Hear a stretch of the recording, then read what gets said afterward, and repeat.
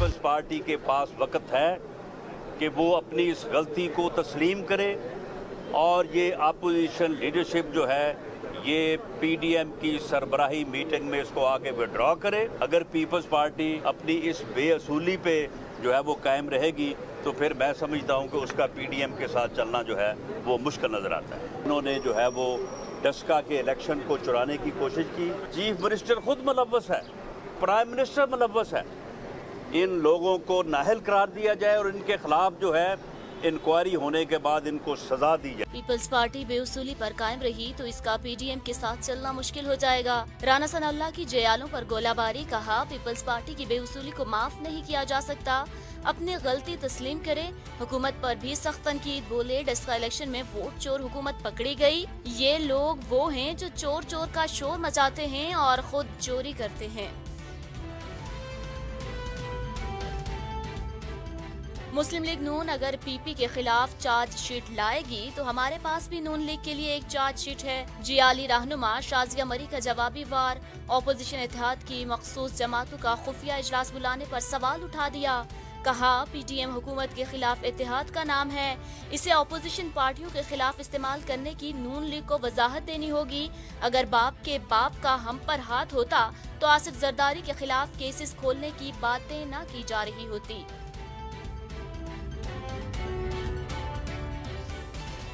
वज़ीर-ए-आज़म इमरान खान ने पाकिस्तान को मौसमियाती तब्दीली कॉन्फ्रेंस में न बुलाने पर होने वाले शोर शराबे पर हैरानगी का इजहार कर दिया।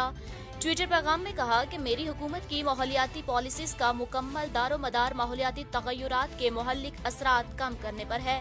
हमारा अज़्म सरसब्ज़ व शफ़ाफ पाकिस्तान अपनी आइंदा नस्लों के हवाले करना है।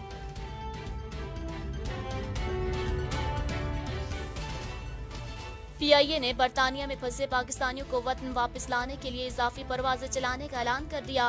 हुकाम के मुताबिक कौमी एयरलाइन 6 और 7 अप्रैल को इस्लामाबाद और मैनचेस्टर के दरमियान 4 इजाफी 2 तरफा परवाजें चलाएगी। पाबंदी के ऐलान के फौरी बाद पाकिस्तान से बरतानिया के लिए परवाजों के किराए बढ़ा दिए गए। पाकिस्तान से बरतानिया जाने वाले बराह रास्त परवाजों का किराया 2200 से 2400 पाउंड तक पहुँच गया। कोरोना से मजीद 84 अफराद जाँ बहक, 4723 नए केसेस रिपोर्ट। एनसीओसी के मुताबिक जाँ बहक अफराद की मजमूई तादाद 14,697 हो गई। खैबर पख्तूनख्वा में कोरोना के बढ़ते केसेस के पेश नजर हफ्ते में 2 दिन पब्लिक ट्रांसपोर्ट बंद रखने का फैसला। पाकिस्तान में पहला रोजा कब होगा? वजारत साइंस एंड टेक्नोलॉजी फिर बाजी ले गया। 14 अप्रैल को पहले रोजे का ऐलान। ट्विटर पर जारी बयान में कहा कि पाकिस्तान में रमजान का चांद 13 अप्रैल को देखा जा सकेगा। अस्सलामुअलैकुम, चैनल 51 के साथ मैं हूं सानिया गुल। हेडलाइंस आपने जाने, बुलेटिन का बाकायदा आगाज करें और सबसे पहले आपको बताएं कि बिलावल भुट्टो जरदारी की प्रेस कॉन्फ्रेंस के दौरान उनका कहना था कि सिर्फ पीपल्स पार्टी ही पीटीआई की मुखालफत कर रही है, बाकी ऑपोजिशन में मसरूफ हैं। प्रेस कॉन्फ्रेंस के दौरान बिलावल भुट्टो जरदारी का कहना था बाकी दोस्त ऑपोजिशन में मसरूफ हैं। सूरत हाल का फायदा इमरान खान को पहुंच रहा है, आइंदा शहबाज शरीफ और हमजा शहबाज से राब्ते रखेंगे। बिलावल भुट्टो का कहना था कि नून लीग को आज भी वही मशवरा है जो पहले था कि हौसले से सियासत करें।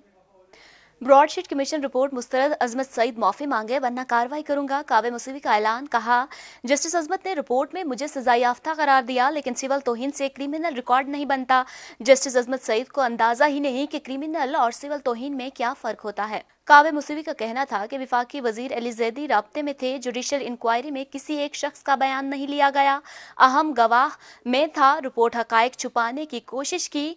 अदलिया की तारीख पर स्याह दब्बा है। अरकान या तो इस रिपोर्ट की मजम्मत करें या फिर आवाम के सामने सर झुकाकर चलें। उनका मजीद कहना था कि वज़ीर-ए-आज़म इमरान खान को कानून के मुताबिक इंक्वायरी करनी चाहिए थी। इमरान खान इस इंक्वायरी पर यकीन करते हैं तो उन्हें वज़ीर-ए-आज़म के ओहदे पर रहने का हक नहीं।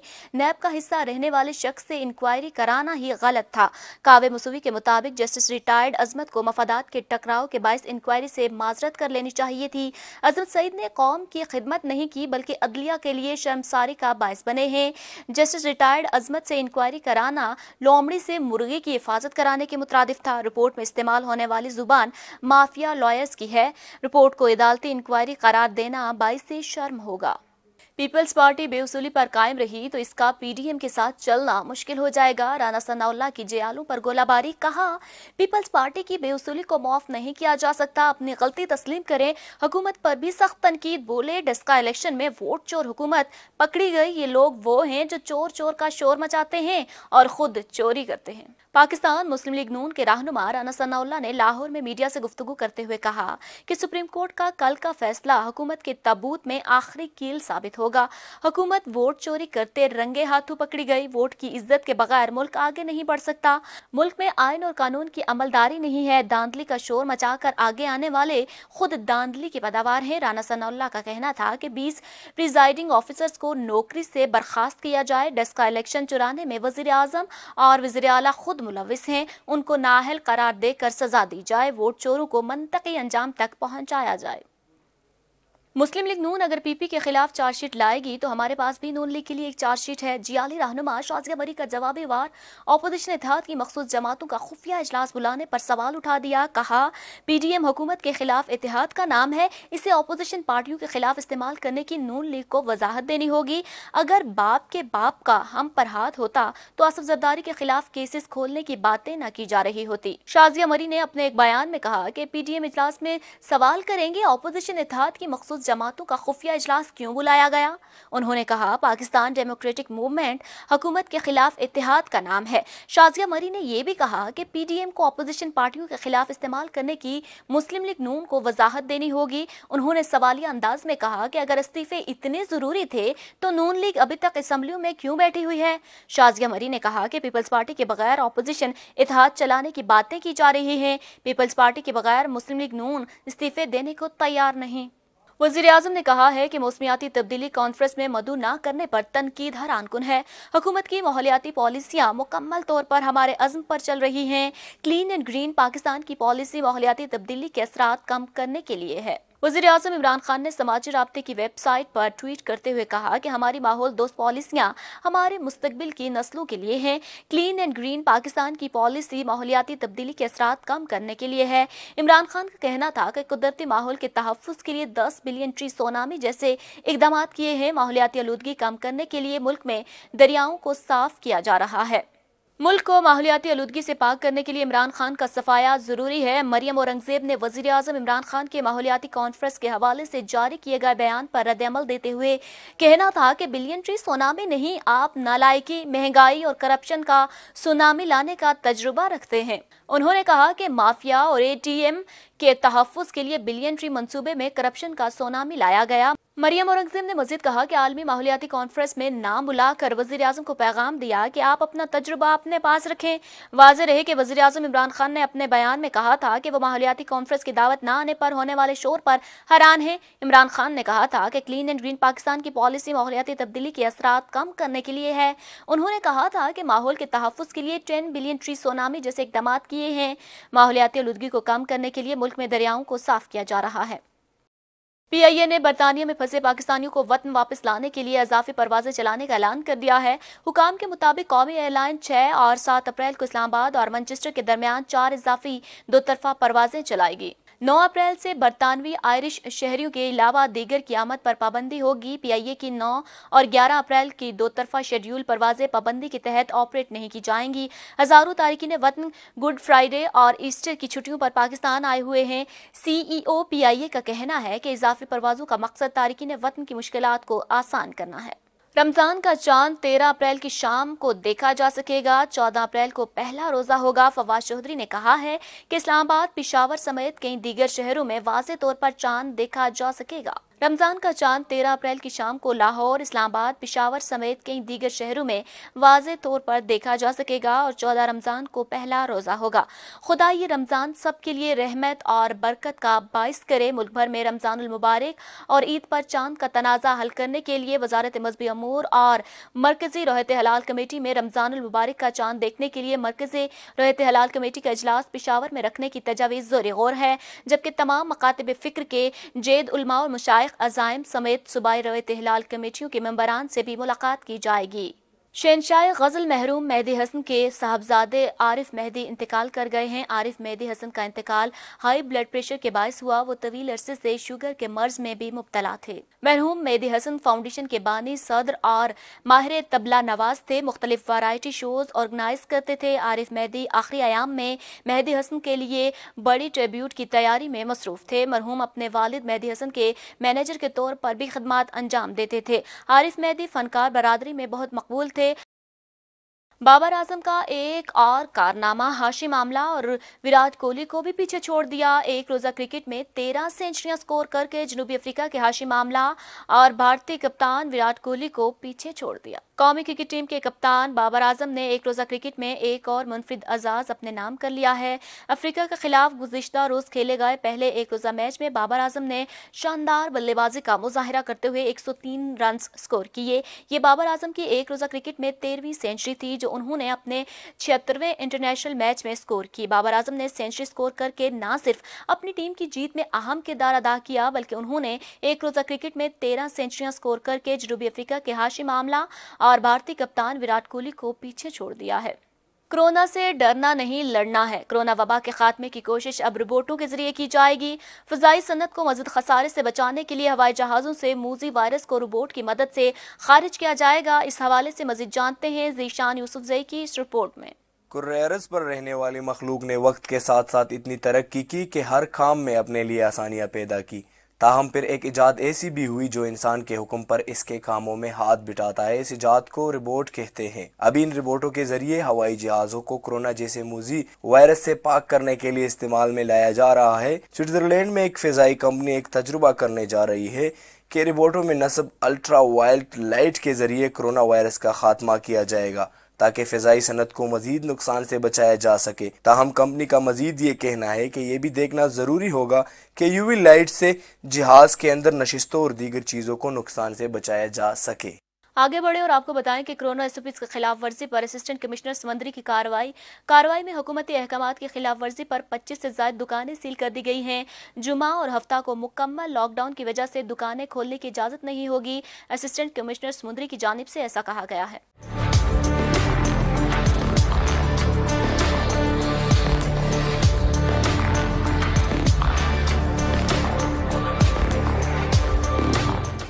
समंदरी में कोरोना एसओपीज़ की खिलाफ वर्जी करने पर असिस्टेंट कमिश्नर समुंदरी फैसल सुल्तान ने 25 से ज़ायद दुकानें सील कर दी।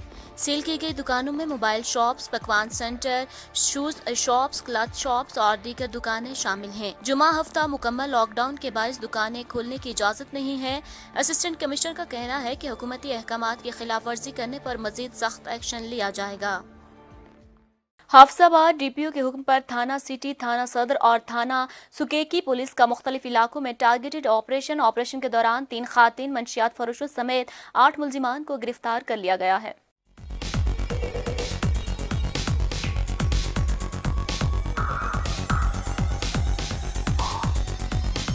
हाफिजाबाद गिरफ्तार मुल्जिमान में 5 मंशियात फरोश और 3 नाजायज असलहा होल्डर्स भी शामिल हैं।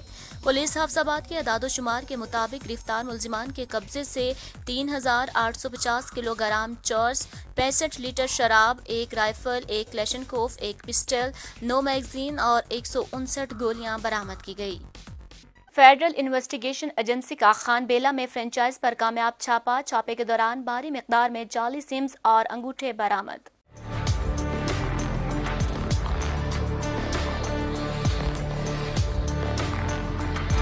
Assistant director FIA Multan Mohammad Ali Hashmi की क़यादत में एफआईए की खुसूसी टीम का खानबेला शहर में कौमी शाहराह पर मौजूद फ्रेंचाइज पर छापे के दौरान भारी मिकदार में जाली सिम्स और जाली अंगूठे बरामद किए गए। सिम में दहशतगर्दी, सादा लोग शहरियों को लूटने और जाली कॉल्स के लिए इस्तेमाल की जा रही थी। गिरफ्तार मुल्जिमान के खिलाफ एफआईए मुल्तान में मुकदमा दर्ज कर लिया गया। इंसानी तारीख में पैगाम रसानी के लिए कबूतर भी एक खास अहमियत का हामिल है। जहां बादशाह वक्त, शहजादे, शहजादियां और सिपा सलार इसको कासिद के जरिए पैगाम रसानी किया करते थे।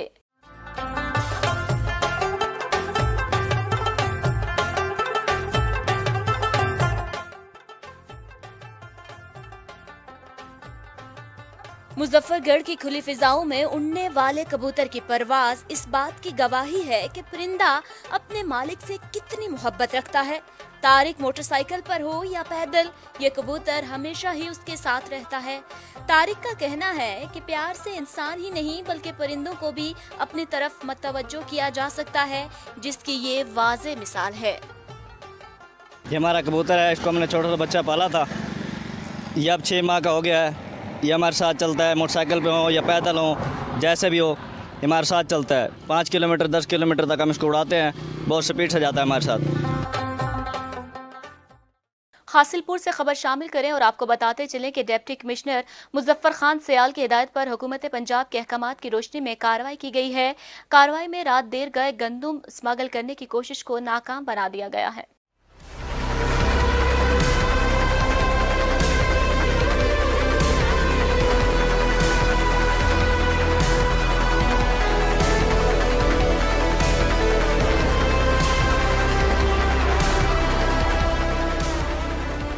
हासिलपुर असिस्टेंट कमिश्नर कामरान अशरफ ने अमले के हमरा क्रैकडाउन करते हुए गंदम की थैलियों से भरे 15 कंटेनर्स कब्जे में ले लिए। गाड़ियों में 6,670 बैग गंदम से भरे पकड़े गए। असिस्टेंट कमिश्नर कामरान अशरफ ने पुलिस नफरी के हमरा गंदम स्मगल की कोशिश नाकाम बना दी। गंदम मरवट फोर्ट अब्बास से इस्लामाबाद लाई जा रही थी। उन्होंने हासिलपुर के शहरियों से भी अपील की है कि गंदम ज़ख़ीरा अंदोज़ी करने वाले अनासिर की निशानदेही करें, उनका नाम सीगाए राज में रखा जाएगा। और इसी के साथ ही न्यूज़ स्टूडियो से फिल वक्त के लिए इतना ही। मज़ीद बाखबर रहने के लिए हमारा यूट्यूब चैनल सब्सक्राइब कीजिए और हमारा फेसबुक पेज लाइक करना मत भूलिएगा। देखते रहिए चैनल 51।